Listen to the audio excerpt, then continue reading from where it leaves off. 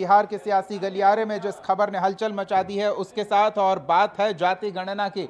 जी हां, बिहार ने जाति गणना कराई, लेकिन अब केंद्र बिहार में जब चुनाव का समय नजदीक है तो केंद्र सरकार ने एक फैसला लिया है कि वो जनगणना के साथ साथ जनगणना के कॉलम में जाति वाला कॉलम भी शामिल कराएगी। यानी कि केंद्र सरकार अब जो आंकड़े गणना के इकट्ठा करेगी उसे जाति जनगणना के तौर पर देखा जाएगा।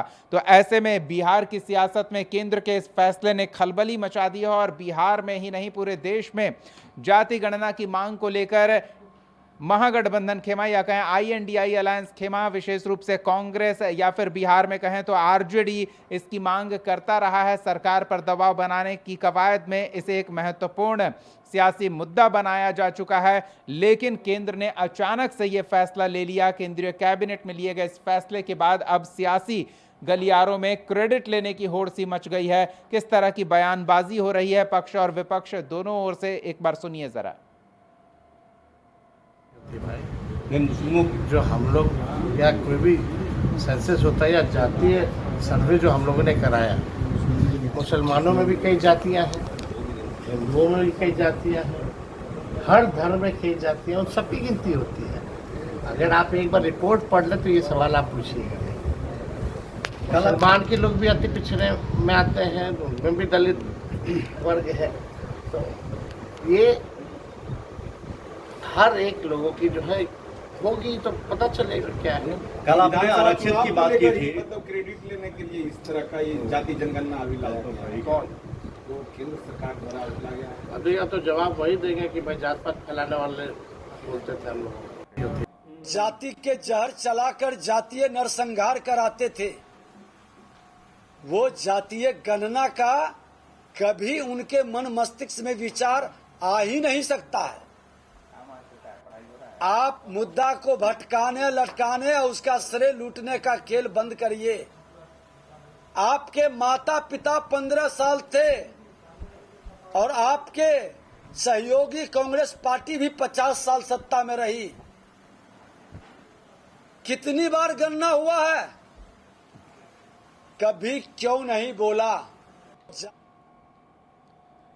चुनावी साल में बिहार में जाति जनगणना का मुद्दा कितना महत्वपूर्ण है, इसे आप इस बात से समझ सकते हैं कि हमने आपको जो तस्वीरें दिखाई है, केंद्र सरकार ने इसका फैसला लिया, उसके बाद पटाखे फोड़े जा रहे हैं, मिठाइयां बांटी जा रही है, पटना की राजधानी की सड़कें पोस्टर से पटे पड़े हैं कि नीतीश कुमार ने जिसकी शुरुआत की अब देश उसका अनुसरण कर रहा है। और बिहार कई ऐसे मामलों में देश के लिए अनुकरणीय रहा है। कई ऐसे फैसले बिहार में नीतीश कुमार के नेतृत्व वाली सरकार ने लिए हैं जिसका पूरे देश में प्रभाव देखने को आने वाले समय में मिला, और जाति गणना वाला मामला उसी में से एक है। तो दूसरी ओर महागठबंधन खेमा पूरा श्रेय लेने की कोशिश कर रहा है, और इसकी वजह से एनडीए नेताओं को अलग अलग जिलों में प्रेस कॉन्फ्रेंस कर यह समझाना पड़ रहा है कि नहीं, ये हमारा मुद्दा था, महागठबंधन का नहीं, जिसके दबाव में हम आ गए। हमारे सहयोगी आशुतोष हमारे साथ जुड़ रहे हैं।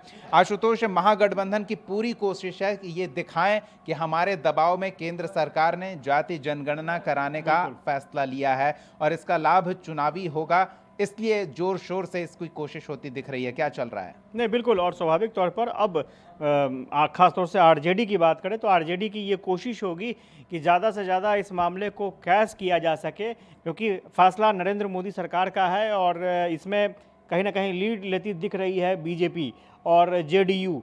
तो आरजेडी इस मामले में पीछे नहीं रहना चाहती है, क्योंकि आरजेडी को ये पता है कि इस जाति गणना से जिस वर्ग को सबसे ज़्यादा फायदा होने वाला है, वो वर्ग अगर उनसे छिटक गया तो उसका नुकसान उठाना पड़ सकता है, क्योंकि ये वर्ग छिटका है तभी आरजेडी सत्ता से दूर है। तो ईबीसी जिसे हम लोग कहते हैं, ईबीसी को कम से कम एक कोशिश ये की जाए जो ईबीसी का वर्ग जो है वो साथ रहे, दलित वर्ग कुछ भी साथ हो जाए तो इनका पलड़ा भारी हो सकता है। और यही वजह है कि अपनी अपनी स्ट्रैटेजी की तय की जा रही है। और आरजेडी ने पहले भी एक फैसला ले रखा है, सामाजिक न्याय परिचर्चा 5 तारीख से शुरू होनी है, लेकिन अब वो परिचर्चा सीधे घूम जाएगी जाति गणना पर। और आरजेडी ने एक और, तेजस्वी यादव ने आज एक एक्स पर पोस्ट किया है और तस्वीरें स्पष्ट करने की कोशिश की है कि जो आरजेडी की मंशा थी उस मंशा में एक मंशा जो है, एक एजेंडा वो पूरा हो चुका है और भी कई एजेंडे हैं जिस पर काम होना बाकी है। तेजस्वी यादव ने उसका खुलासा कर दिया है। अब तक जो निर्वाचन क्षेत्र होता था उसका आरक्षण का आधार SC/ST के आधार पर होता था, लेकिन अब निर्वाचन क्षेत्र का जो आधार हो वो पिछड़ों और अति पिछड़ों के लिए भी होना चाहिए। तेजस्वी यादव ने साफ लिखा है, पिछड़ों अति पिछड़ों के लिए आरक्षित निर्वाचन क्षेत्र, ये बहुत बड़ा इशू उठाया जा रहा है। अगर वाकई ज़मीन पर आ जाता है तो बहुत सारी तस्वीरें बदल जाएंगी। इसके अलावा निजी क्षेत्र में आरक्षण, ठेकेदारी में आरक्षण, न्यायपालिका में आरक्षण, मंडल कमीशन के से सिफारिशों को लागू करना, आबादी के अनुपात में आरक्षण देंगे बिहार को विशेष दर्जा और विशेष पैकेज। तो ये तमाम चीज़ें हैं जो उसी से निकल कर आई हैं। जिस तरह से जाति गणना का अधिकार लोगों को मिल गया है, केंद्र सरकार दे रही है, तो आरजेडी ये मानती है कि ये अधिकार उनके दबाव के कारण हुआ है, कांग्रेस ये मानती है कि उनके दबाव के कारण हुआ है, और उसके साथ साथ और भी कई डिमांड हैं, कई आरक्षण के और दायरे हैं जिसके अंतर्गत आरजेडी चाहती है कि वो आरक्षण का दायरा भी यहाँ लागू हो। लेकिन सवाल ये उठ रहे हैं कि एनडीए ने अगर इस मामले में लीड लेने की कोशिश की है तो इसका फ़ायदा एनडीए को कहाँ से दिखेगा। तो यही वजह है कि लगातार आज प्रेस कॉन्फ्रेंस हर एक ज़िले में किए जा रहे हैं और एनडीए ये चाहती है कि ये जो फैसला केंद्र सरकार ने लिया है इसका फ़ायदा सीधा नीतीश कुमार, नरेंद्र मोदी को मिले, यानी वर्तमान एनडीए सरकार को मिले, क्योंकि चुनाव नज़दीक है और इस चुनाव में भी इसका फ़ायदा मिले और बहुमत से सरकार फिर से एनडीए की बन सके। देखना दिलचस्प होगा कि पब्लिक आखिर किस तरह से इस पूरे प्रकरण को लेती है, वोटर क्या समझते हैं, ये देखना जरूरी होगा। बिल्कुल आशुतोष, बिहार के परिप्रेक्ष्य में भी हम देखें तो बिहार के पास एक अपना डेटा है जाति को लेकर। तो अगर केंद्र के फैसले का क्रेडिट आप ले रहे हैं तो अब आप पर भी दबाव होगा कि आप अपने पार्टी में भी उस चीज़ को लागू करें जो आप सरकार के तौर पर समाज में करने की कोशिश कर रहे हैं, यानी कि जिसकी जितनी भागीदारी उसकी उतनी हिस्सेदारी। तो अब सीट बंटवारे को लेकर भी काफ़ी दबाव होगा दोनों खेमों में। ये नहीं कि अगर महागठबंधन क्रेडिट ले रही है तो सिर्फ उन पर दबाव होगा, अति पिछड़ों को दें, पिछड़ों को दें, अगड़ों को भी उनकी आबादी के अनुपात में दें, तो ये दबाव होगा अब दलों पर भी। नहीं, आप देखेंगे कि आरजेडी ने कमोबेश ये कोशिश की है कि जो उनका संगठन है उसमें जो जगह देने की बात होती है, जो अधिकार देने की बात होती है, उसमें उसी आधार पर अधिकार देने की कोशिश की गई है। और तेजस्वी यादव ने घोषणा भी की है कि टिकट बंटवारा जब होगा तो उसी पैटर्न पर वो टिकट का बंटवारा भी करेंगे। अब सवाल ये उठ रहे हैं कि महागठबंधन के जो दूसरे घटक दल हैं वो क्या करेंगे, टिकट बंटवारे में वो क्या तरजीह देंगे या नहीं देंगे।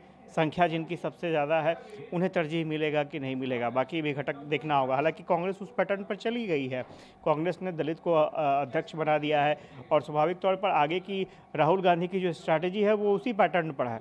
अब एनडीए कैसे काट कर पाती है, कैसे एनडीए बचाव कर पाती है, क्योंकि ये जो वोट बैंक माना जाता है कि ईबीसी की बात करें, दलित की बात करें, ये सब एनडीए के वोट बैंक माने जाते हैं। तो कैसे उनके पास तो ये है ना कि हमारे राष्ट्रपति को आप देख लीजिए, बिल्कुल हमारे प्रधानमंत्री को आप देख लीजिए, तो ये दो सुप्रीम पोस्ट है, उसे एक पोस्टर की तरह बीजेपी इस मुद्दे को लेकर प्रचारित करती रही है। नहीं, स्वाभाविक तौर पर प्रचारित करती रही है और चूंकि आने वाले समय में जो टिकट का बंटवारा भी होगा वो कमोबेश ऐसी ही परिस्थितियों पर होगा, ताकि आगे कहने के लिए किसी को ये शब्द ना मिले, ये वाक्य ना मिले कि आपने जाति गणना की बात कही, लेकिन जब पार्टी से की ओर से टिकट देने का मामला आया तो आपने दरकिनार कर दिया पूरे मामले को। तो इसका ख्याल तो हर दल को अब रखना पड़ेगा, इसमें कोई दो राय नहीं है। इतना ज़रूर है कि जिस ईबीसी की बात हो रही है, जिस दलित वर्ग की बात हो रही है, जिनका वोट प्रतिशत बहुत ज़बरदस्त है, 50% हो जाता है वोट परसेंटेज, तो उनको कैसे खुश किया जाए, उनको कैसे बताया जाए कि नहीं भाई हमारे ही रीजन में ये काम हुआ है। ये अलग अलग है, अपने अपने अलग अलग दावे हैं। जो एनडीए के नेता हैं वो कह रहे हैं 2014 से पहले तो राहुल गांधी की ही सरकार थी, उन्होंने क्यों नहीं करवा लिया, और लालू प्रसाद यादव भी केंद्र में मंत्री थे, उन्होंने क्यों नहीं करवा लिया। तो ये उनकी दलील है। हालांकि आरजेडी की भी दलील है कि वाजपेयी जी ने रुकवा दिया था, हम लोग कोशिश कर रहे थे उस वक्त भी। तो खैर आरोप प्रत्यारोप का दौर अलग है, लेकिन इतना ज़रूर है कि एनडीए इस मामले में लीड लेना चाहेगी। महागठबंधन कैसे एनडीए को लीड लेने से रोक सकती है वो देखना होगा। पब्लिक का मन मिजाज मूड क्या कहता है वो देखना होगा। तो सभी चीज़ें इतना आसान नहीं है, क्योंकि क्रेडिट सभी लेंगे। अब पब्लिक उसमें से चूज करना होगा पब्लिक को कि किसकी क्रेडिट सही जाती है, credit goes to which party, जिन्हें वोट दिया जा सकता है इस मामले में। तो ये देखना दिलचस्प होगा। और इसमें कोई दो राय नहीं है कि ये जो जाति गणना का जो कार्ड है ये बहुत बड़ा ट्रम्प कार्ड हो सकता है। सवाल है कि इसका फ़ायदा किस दल को जाएगा, उस पर डिपेंड करता है। चलिए, देखना दिलचस्प होगा। बहुत बहुत धन्यवाद आशुतोष इस तमाम बातचीत और जानकारी के लिए। तो जाति जनगणना कराने को तैयार है केंद्र सरकार, लेकिन वो प्रक्रिया लंबी है और तब तक बिहार का चुनाव निपट जाएगा। लेकिन इस प्रक्रिया की घोषणा करने मात्र से बिहार की सियासत में हलचल मच गई है। अब इस हलचल के कारण किसकी नैया डूबेगी, किसकी नैया पार लगेगी, ये देखना दिलचस्प है। और इसके लिए क्रेडिट की होड़ मची हुई है। किसको क्रेडिट कितना मिलता है, जनता किसका कितना क्रेडिट मानती है और किस पर कितना भरोसा कर पाती है, ये आने वाला समय बताएगा। और बिहार के चुनाव के परिणाम की दशा और दिशा ये महत्वपूर्ण मुद्दा तय कर सकता है।